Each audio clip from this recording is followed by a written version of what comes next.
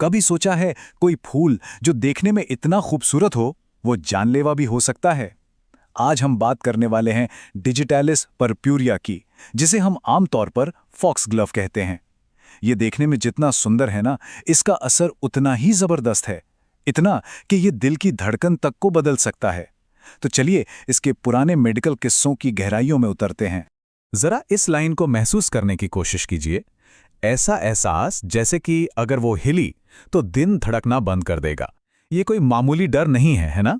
ये वो एहसास है जो डिजिटैलिस के असर का सबसे खौफनाक चेहरा दिखाता है। मतलब मरीज को लगता है कि एक जरा सी हरकत और सब खत्म। इसी एक लाइन से अंदाजा लग जाता है कि हम कितने पावरफुल पौधे की बात कर रहे हैं। तो सवाल ये उठता है कि आखिर ये पौधा शरीर के साथ करता क्या है? इसकी कहानी शुरू होती है हमारे दिल से। डिजिटैलिस का सबसे पहला और सबसे गहरा असर सीधा हमारे हार्ट पर होता है। चलिए देखते हैं कि ये दिल की धुन को कैसे बदल देता है और क्यों ये इतना खतरनाक हो सकता है। तो देखिए, इसके असर से होता क्या है। दिल कमजोर पड़ जाता है, लेकिन ये कोई नॉर्मल कमजोरी नहीं है। पल्स धीमी हो जाती है, इर्रेगुलर हो जाती है, बहुत वीक हो जाती है। पेट में ऐसा लगता है जैसे सब कुछ डूब रहा हो। और जो सबसे खतरनाक बात है वो ये कि अगर मरीज को सीधा बिठा दिया जाए तो उसे घातक सिंकोप हो सकता है। सीधे शब्दों में कहें तो दिल अचानक काम करना बंद कर सकता है, जिससे मौत भी हो सकती है।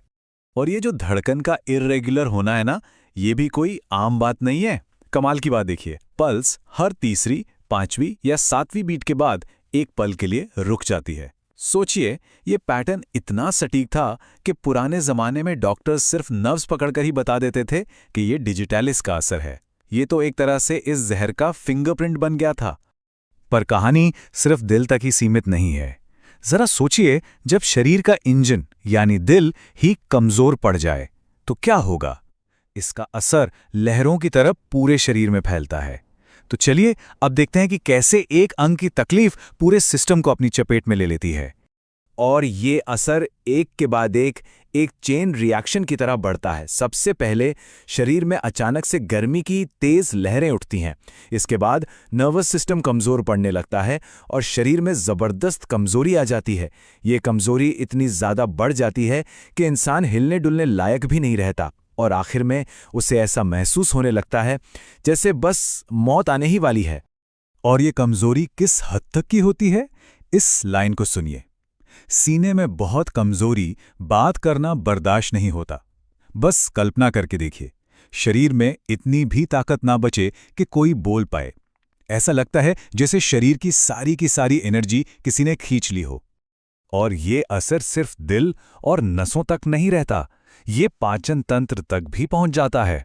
और इसके लक्षण काफी अजीब हैं। जो स्टूल है उसका रंग बदलकर राख जैसा या चौक जैसा सफेद हो जाता है। अब ये सिर्फ एक अजीब लक्षण नहीं है, ये एक सीधा संकेत है कि शरीर के अंदर के सिस्टम्स जैसे लिवर और डाइजेशन बुरी तरह से फेल हो रहे हैं। ये एक गहरी अंदरूनी गड़बड़ी का सबूत है। अच्छा, पुराने टेक्स्ट में एक शब्द बार बार आता है, ड्रॉप्सी। ये एक पुरानी मेडिकल टर्म है जिसका मतलब है शरीर में पानी भर जाना। अक्सर ये दिल या किडनी के फेल होने की वजह से होता था। पर सबसे दिलचस्प बात जानते हैं क्या है? इसी जो जहर है वही दवा भी है। ये दवा और जहर के बीच की उस महीन सी लाइन को दिखाता है। तो शरीर के अंदर तो इतनी उथल पुथल मची हुई है, पर क्या इसका कोई असर बाहर भी नजर आता है? जी हाँ, बिल्कुल। डिजिटैलिस का असर इंसान के चेहरे और शरीर पर साफ साफ दिखने लगता है। चलिए देखते हैं वो कौन से बाहरी संकेत हैं। और ये बदलाव वाकई में चौंकाने वाले हैं। चेहरा एकदम पीला, जैसे बेजान हो गया हो। होंठ, जीभ, यहां तक कि पलकों पर भी एक नीलापन छा जाता है। अब सवाल यह है कि ऐसा होता क्यों है? बहुत सिंपल है। जब दिल ठीक से खून को पंप ही नहीं कर पा रहा तो शरीर में ऑक्सीजन की कमी हो जाती है और इसी ऑक्सीजन की कमी से त्वचा का रंग बदलने लगता है। लेकिन बात सिर्फ दिखने तक ही खत्म नहीं होती। एक और बड़ा अजीब सा लक्षण देखने को मिलता है। उंगलियां बार बार सुन्न पड़ जाती हैं, जैसे सो गई हों। ये एक बहुत बड़ा संकेत है कि जहर अब सिर्फ खून और अंगों में नहीं, बल्कि हमारे नर्वस सिस्टम, हमारी नसों तक पहुंच चुका है।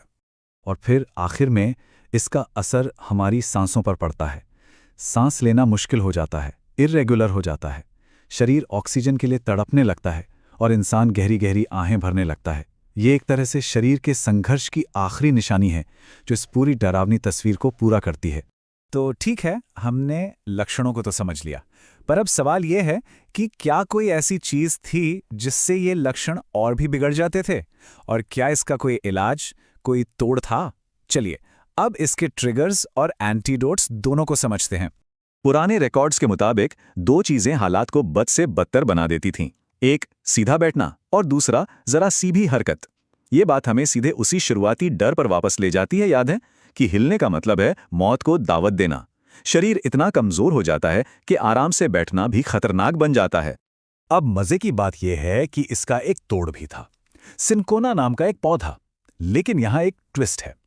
सिनकोना डिजिटालिस के जहरीले असर को तो काटता था, पर मरीज की घबराहट और एंजाइटी को और ज्यादा बढ़ा देता था। मतलब एक तरफ से फायदा तो दूसरी तरफ से नुकसान। ये दिखाता है कि पुराने इलाज वाकई में एक दोधारी तलवार की तरह थे। तो आखिर में सवाल वही है, फॉक्सग्लोव क्या है, एक दवा या एक जहर?